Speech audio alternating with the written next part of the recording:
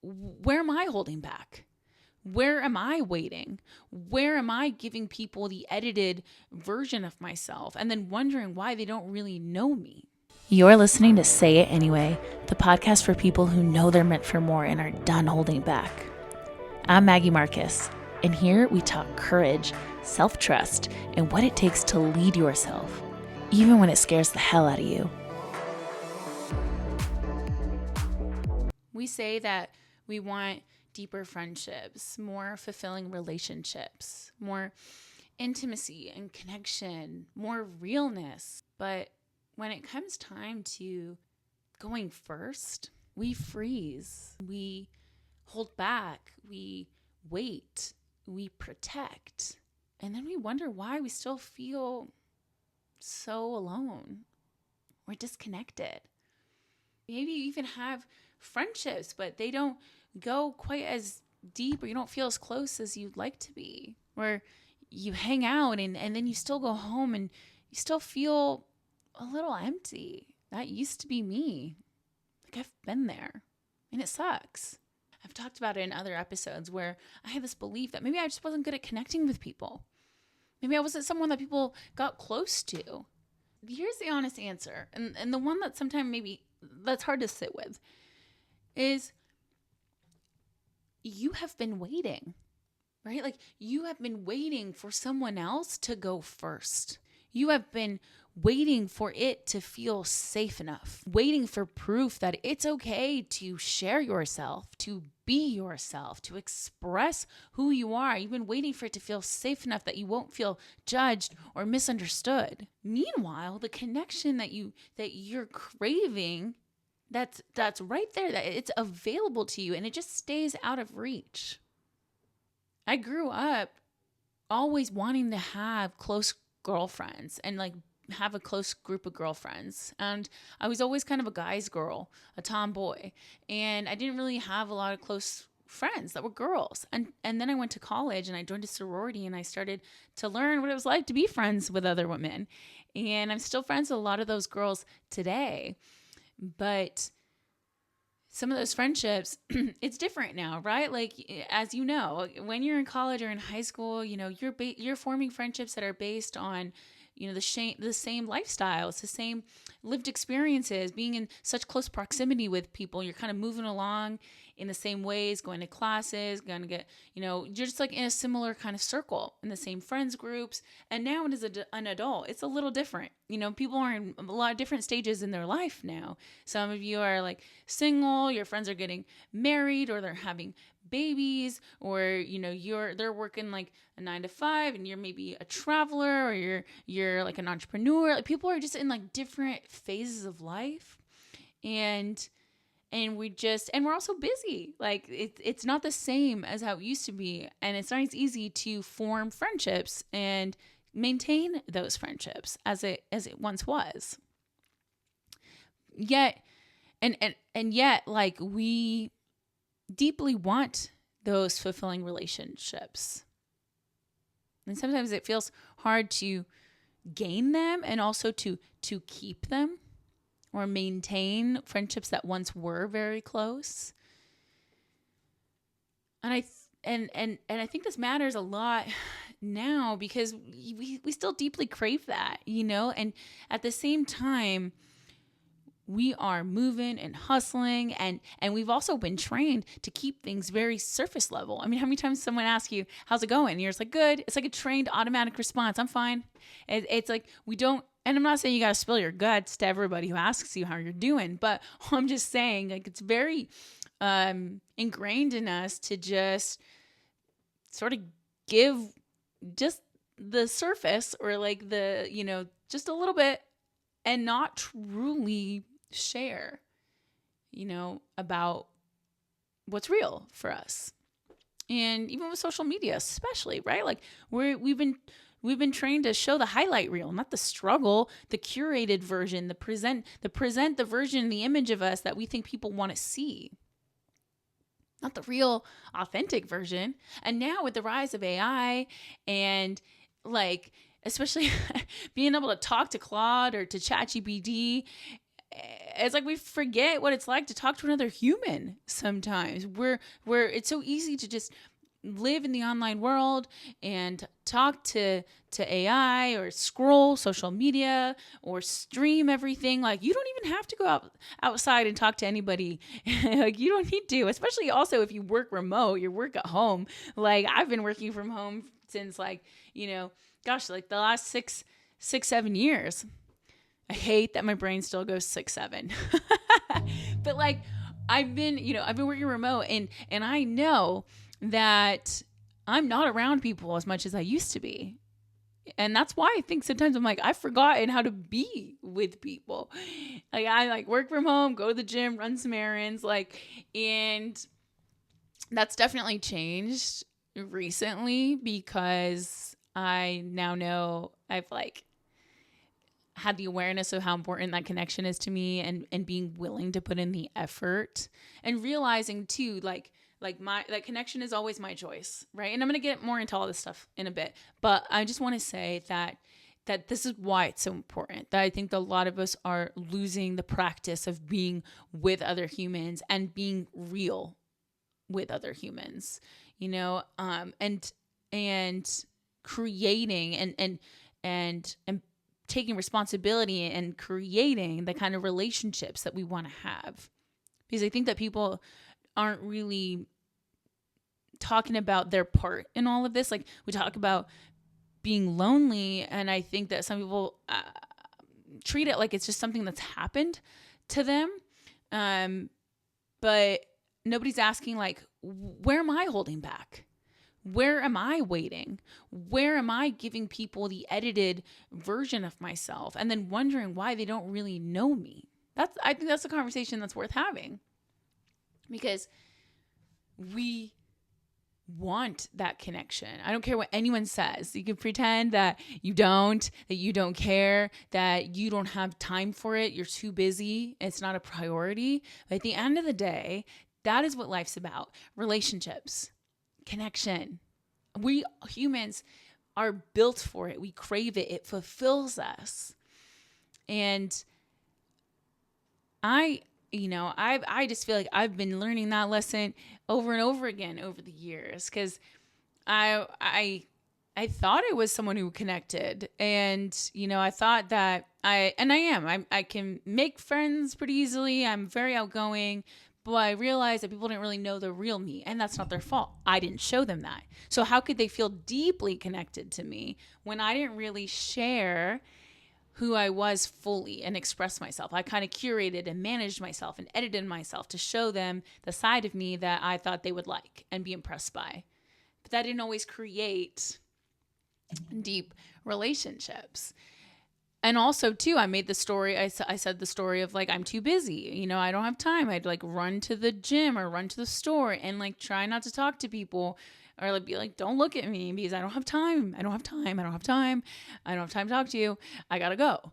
And realizing all these stories that I told myself about connection and what it takes. Because actually, the truth is, connection, if you really... If we're being real, sometimes connection doesn't have to take very long. Like, you could very quickly connect with someone and feel like fulfilled from that interaction. Like, I could bump into someone at the store and share like an exchange of energy or a laugh or something that feels like we just connected. And it doesn't take that long. It's just being able to slow down and make the choice that if that's something that I value, that I'm willing to be open to it. Because I want to be someone who creates connection with other people. And I want to feel fulfilled in my relationships, especially now, I'm engaged. I've gained myself this amazing stepdaughter. And I'd been navigating those waters of, like, how do I build a connection with her? Especially, obviously, we are not the same age. We do not have the same life experiences right now. Like, I'm trying to figure out, like, how do I connect with her? And how do I stay open and vulnerable to her and show her that I do care about her and I do care about our relationship? And I've been working on that. And I remember there was, like, this beautiful shift in our relationship. I remember this distinct moment where something shifted. I was leaving. I was running out the door. She was sitting in the living room on the chair on her phone. And I was like, I'm going to run out because I think I was going to go do my eyebrows or my nails or something. I had an appointment. And I wasn't going to see her when I got back. She was getting picked up, but I think to go to her mom's. And I opened the door and I looked back at her and I was like, okay, I'm going to see you later. I hope you have a good rest of your day. And she was like, okay, bye.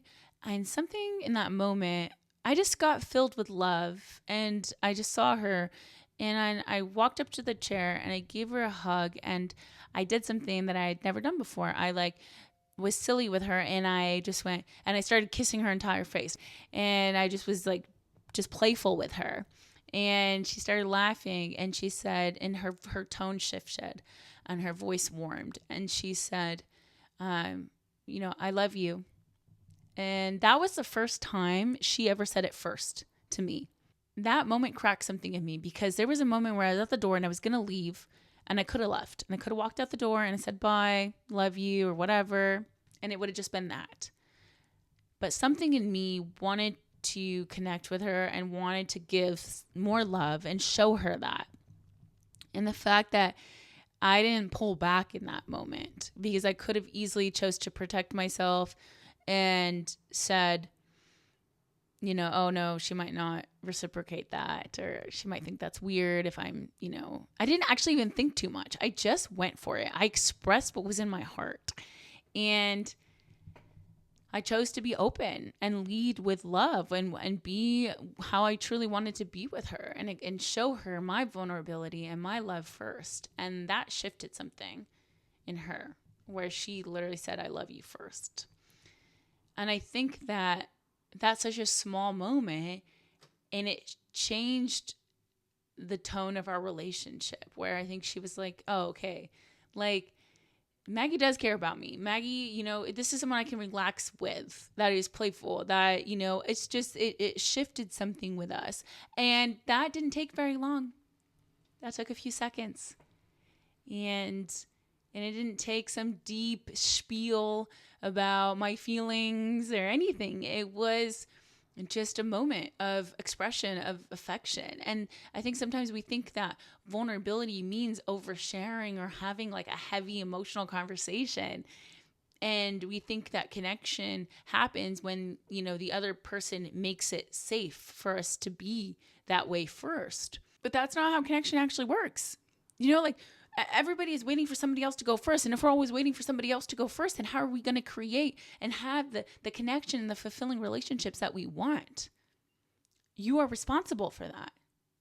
And that starts with the courage to open yourself up, to lean in and say what you want to say, that the thing that's what happens sometimes is we give the edited version, right? We do like the little performance of ourselves where you catch yourself wanting to say something or do something, to hug somebody, to look someone in the eye, to say I love you, I care about you, I'm here for you, or just say something that opens up a conversation, like a silly little joke or whatever it is, like something that puts you in a little bit of a vulnerable state and opens you up to the potential of being rejected or misunderstood. Like those are the moments where sometimes we edit and we hold back and we catch ourselves and we pull back and then we try to either suppress that or water it down or tone it back. And when we do that, we try to show up as the version of ourselves that we think people want to see. We manage, we edit because we're afraid that if we're going to be too much, maybe we'll be too vulnerable, we'll be too exposed. And that editing is exactly what's keeping you from the connection you are starving for. Like the people in your life cannot connect with you if you keep performing for them instead of actually pulling down the wall and actually expressing authentically how you feel and what you want and how you want to be with that person. See, the walls don't just keep people out. They keep you in. The longer you wait for someone else to go first, the more distant you feel, right? You pull back, you interpret silence as rejection or as awkwardness, or maybe we just weren't meant to be friends, or and the connection that you're craving moves a little further away when it's been available to you.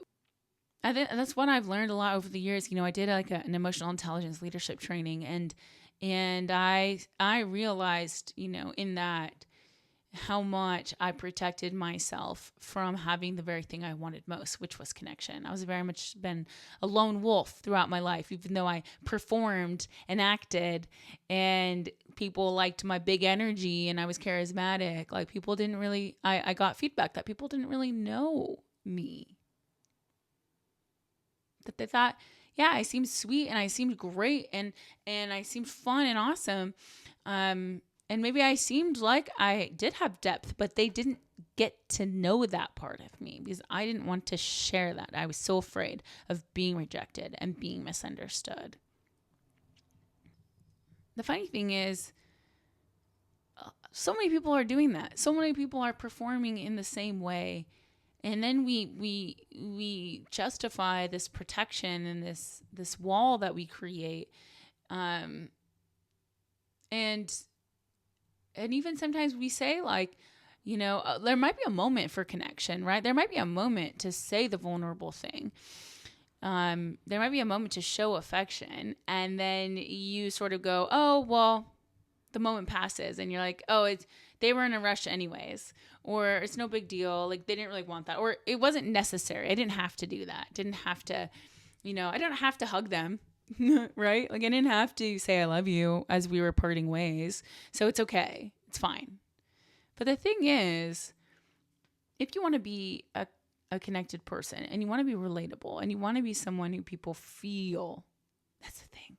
People feel you, feel your I don't know what it is, your aura, like that. They feel like, I think that, I don't know how to explain it. Like, those people though, like when they show up, they're so like warm and relatable, like that they just like, hey mamas. And like the way they talk to you is just like, you've been friends forever, even though you just met them.